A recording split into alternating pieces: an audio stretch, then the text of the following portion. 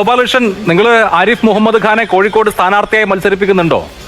അദ്ദേഹം മിഠായി തെരുവിൽ പോകുന്നു, ജിലേബി കടയിൽ കയറുന്നു, ഹൽവ കടയിൽ കയറുന്നു, ഹൽവ കഴിക്കുന്നു, വഴിക്കൂടെ പോകുന്ന കൊച്ചുങ്ങളെ എടുത്ത് ഒക്കത്ത് വെക്കുന്നു. സാധാരണ തെരഞ്ഞെടുപ്പിന് മുൻപാണ് ഇങ്ങനെയൊക്കെ കാണാറ്.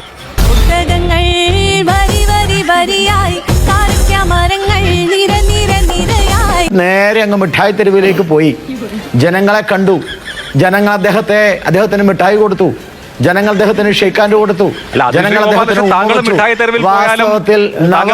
മിഠായിയൊക്കെ തരും നല്ല സ്നേഹമുള്ള ആൾക്കാരാണ്. ഈ 1000 പോലീസുകാരുടെ അകമ്പടിയോട് കൂടി യൂണിവേഴ്സിറ്റിയിൽ പോയി ഒരു ഗസ്റ്റ് ഹൗസിൽ താമസിച്ചു, പിന്നെ ബാനർ അഴിപ്പിച്ചു. ഇതൊക്കെ വലിയ ഹീറോയിസ് ആയിട്ട് താങ്കൾക്ക് തോന്നും. അപ്പൊ എനിക്കതിൽ കുഴപ്പമൊന്നുമില്ല.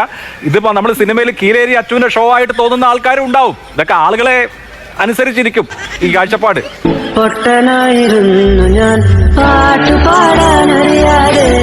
പക്ഷെ പഴയ SFIക്കാരൻ എന്ന നിലയിൽ താങ്കൾക്ക് ചിരി വരുന്നുണ്ടാവും. പക്ഷെ കേരളത്തിലെ ഒരു പൗരൻ എന്നുള്ള നിലയിൽ, ഇന്ത്യയിലെ ഒരു പൗരൻ എന്നുള്ള നിലയിൽ ചിരി വരികയാണ്. ചിരിച്ചോട്ടെ സാർ, അങ്ങയുടെ അനുവാദം കൊണ്ട് എനിക്ക് ചിരിക്കായിരുന്നു. അതെ